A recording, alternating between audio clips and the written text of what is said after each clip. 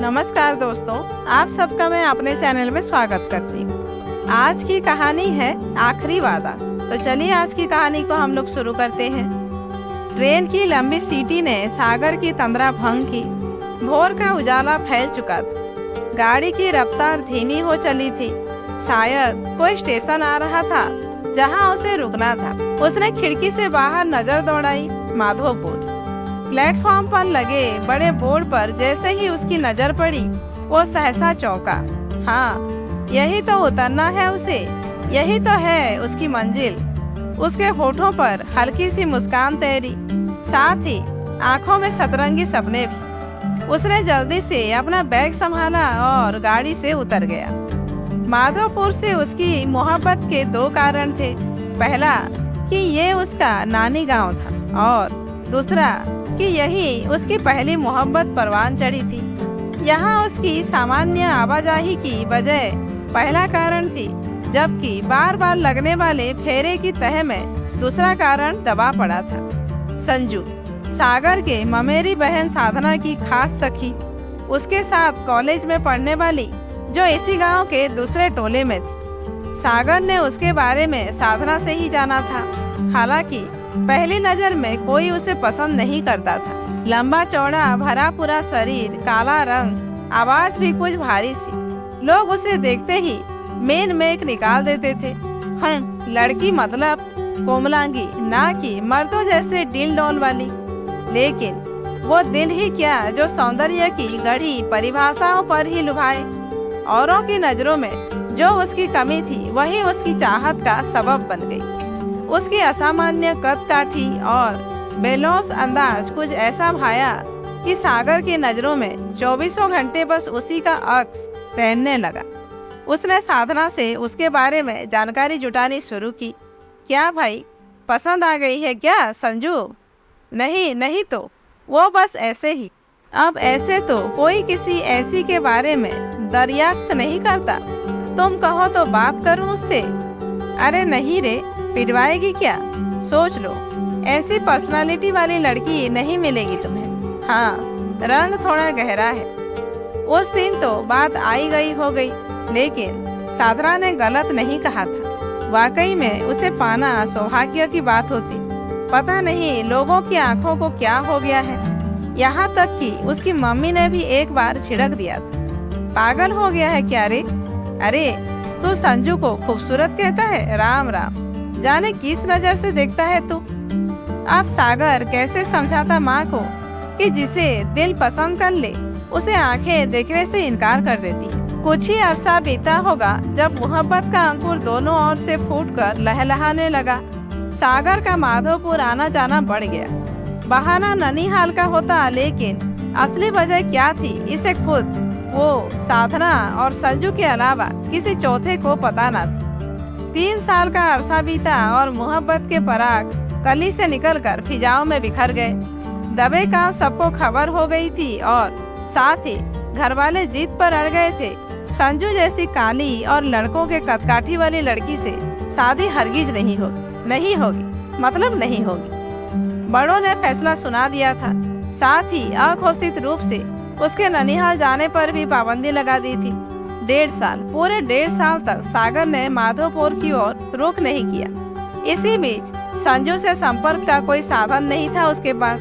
पहले तो कभी कभार साधना से उसका हालचाल मिल भी जाता, पर अब तो कुछ दिनों से वो भी बंद हो गया था। आज भी यहाँ आने का अवसर इसलिए मिला था कि साधना की शादी थी।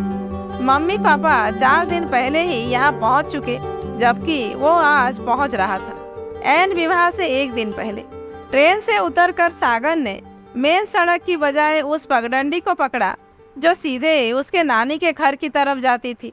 बीच में थोड़ा जंगल जरूर पड़ता था, लेकिन दूरी लगभग आधी रह जाती थी। बैग उठाए वो तेज कदमों से रास्ता पार करने लगा, तभी आ गए निर्मोही। उसने मुड़कर बाईं ओर देखा और झटका खाकर रह गया। सामने संजू खड़ी उसे ही निहार रही थी। आंखों से अश्रुधारा बदस्तूर बह रही थी। अरे अरे तुम यहाँ, तुम्हारा ही इंतजार कर रही थी जाले। लेकिन 1.5 साल, पूरे 1.5 साल बाद मेरी याद आई। ये भी नहीं सोचा कि मैं जिंदा हूँ भी या नहीं। नहीं नहीं, ऐसा मत कहो। इस दरमियान मेरे दिल पर क्या गुजरी है मैं ही जानता। तुम तो जानती ही हो कितनी बंदिशें हैं मुझ पर। आज भी साधना की शादी नहीं होती तो जाने कब आना होता मेरा। हमें ना बताओ बेदर्दी, खूब पूछती हूँ मैं। अक्सर लोग मोहब्बत में बहानों की बंदिशों का नाम दे देते हैं। खैर, मुझे इसका रंज नहीं है। अब बोलो, क्या सोचा है? किस बारे में? सागर एकदम उसके पास आ गया। हमारे अंजाम के बारे में। संजू 4 कदम पीछे खिसकी। शायद अब इस जन्म में हम एक न हो सके। और मेरा कहा याद है तुम्हें कि चाहे हमें कितने भी जन्म लेने पड़े, पर एक दिन हम अपनी मंजिल पाएंगे जरूर। याद है। लेकिन ये सब किताबी बातें हैं, और अगर ये सच हो जाए तो कतई संभव नहीं। ठीक है, फिर आज रात मिलो यही। आज की रात? हाँ, आज की ही रात। कल तो साधना की बारात आएगी ना। शादी विवाह का घर है, लोग काम धाम के मारे थके होंगे। तुम चाहो तो आ सकते हो। ठीक है, कोशिश करूंगा। मैं इंतजार करूंगी प्रियतम। कहकर संजू फिर से जंगल में गुम हो गई। शायद सुबह सुबह घास काटने आई थी, सोचकर सागर ने ननिहाल की राह पकड़ी। गांव में घुसते ही पहला घर संजू का ही था। लोग जग चुके थे और अपने रोज के कामों में लगे। उसने एक नजर उसके घर पर डाली। ओह, एक हुक सी उठी उसके कलेजे में। औरों के मुकाबले संजू का घर एक नामालूम उदासी में डूबा हुआ था। हाय रे किस्मत, तेरे खेल भी कितने अजब है। कभी इसी घर की चौखट पे उसके पांव पूजे जाने थे। खैर, उसने मन की टीस मन में ही दबाई और आगे बढ़ गया। लंबे समय बाद भांजा घर आया था। सबने उसे हाथों हाथ लिया। चारों ओर चहल पहल मची थी। हल्दी में लिपटी साधना ने मिलते ही उसने आंखों ही आंखों में इशारा किया। उसने भी पलकें झपकाई। अब कुछ नहीं हो सकता भाई, हमेशा के लिए भूल जाओ उसे। यही तो नहीं हो सकता, उसने भी आंखों में ही कहा। पूरा दिन गहमा गहमी में बीता। रात हुई, सब खा पी कर सोने की तैयारी करने लगे। और फिर तब जब चांद बीच आसमान में आया, वो धीरे से उठा और संजू की बताई जगह की ओर चल पड़ा। आ गए प्रियतम, तुम बुलाओ और मैं न आऊं, हो नहीं सकता। लेकिन इसमें खतरा बहुत था। ये शायद आखिरी बार बुलाना हो, और खतरे की जहमत भी शायद आखिरी ही हो। मतलब कि आज के बाद हम कभी भी जुदा नहीं होंगे। कैसे? चलो ना, चलकर बैठते हैं उस कुएं के पास, जैसे पहले बैठते थे। कुछ ही देर में दोनों कुएं की जगत पर बैठे थे। चारों ओर चांदनी छिटकी थी। संजू ने ओढ़नी की छोर को खोलना शुरू किया। शायद उसमें कुछ बंधा था। ये लो, खा लो। चलकर आए हो, प्यास भी लगी होगी। क्या है ये? पेड़े मैंने खुद घर पर बनाए हैं। तुम्हें शुरू से ही पसंद है ना? अरे वाह, अब तक याद रखी हो मेरी पसंद को। याद ना रखी होती तो तुम्हारा इंतजार क्यों कर रही होती? भला कोई अपनी चाहत की चाहतों को भी नजरअंदाज कर सकता है? तुम इन्हें खाओ, तब तक मैं पानी खींचती। सागर ने पेड़े खाए, पानी पिया। फिर दोनों उसी जगत पर बैठ गए। सुनसान रात में एकांत जगह और लंबे अरसे से बिछड़े प्रेमी। एक बार प्रणय की बातें छिड़ी तो वक्त का पता ही नहीं चला। बातों के दरमियान कब उसकी पलकें मूंदने लगी और कब वो संजू की गोद में लुढ़क गया, पता ही नहीं चला। हाँ, अंतिम बार जब उसकी नजरें उसके चेहरे पर पड़ी तो उसने उसे मुस्कुराते पाया। सो जाओ प्रियतम, अब हम हमेशा के लिए एक हो जाएंगे। भोर होने से पहले जगा देना मुझे, नहीं तो लोग जान जाएंगे। कहते कहते वो नींद के आगोश में समा गया। और फिर उसकी नींद तब खुली जब उसके कानों में पक्षियों की चहचहाहट सुनाई पड़ी। वो हड़बड़ा कर उठ बैठा। सुबह हो चुकी और संजू उसी तरह गहरी नींद में पड़ी हुई। उसने उसे झंझोड़ा। ए संजू, जल्दी उठो, लोग इधर आते ही होंगे। इस तरह किसी ने हमें देख लिया तो दिक्कत हो जाएगी। कुछ नहीं होगा, चुपचाप सो जाओ। अब हमें किसी से परवाह करने की जरूरत नहीं रही। कहकर संजू ने उसे फिर से अपनी बाहों में दबोच लिया। पागल लड़की, तो मुझे बदनाम करके छोड़ेगी। मैं तो चला। सागर ने किसी तरह अपने को उसकी बाहों की कैद से आजाद कराया और हड़बड़ा कर गांव की ओर दौड़ा। पीछे संजू के होठों से बड़े जोरों की किलकारी गूंजी। कोई फायदा नहीं प्रियतम, आखिर में लौटकर तुम्हें यही आना है। लेकिन सागर की चाल में तनिक भी कमी नहीं आई।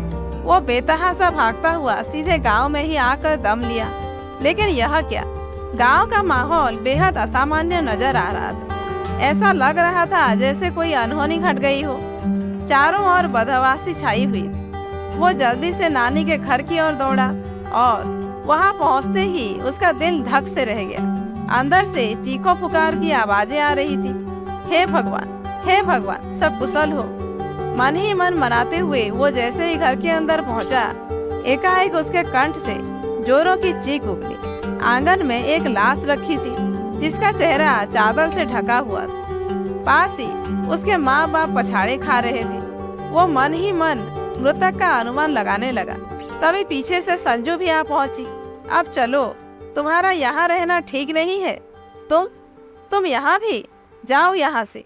अगर किसी ने देख लिया तो मुसीबत हो जाएगी। और देखती नहीं, पता नहीं कौन मर गया घर का। तुम किसी के मुझे देखने की फिक्र मत करो, अपनी सोचो।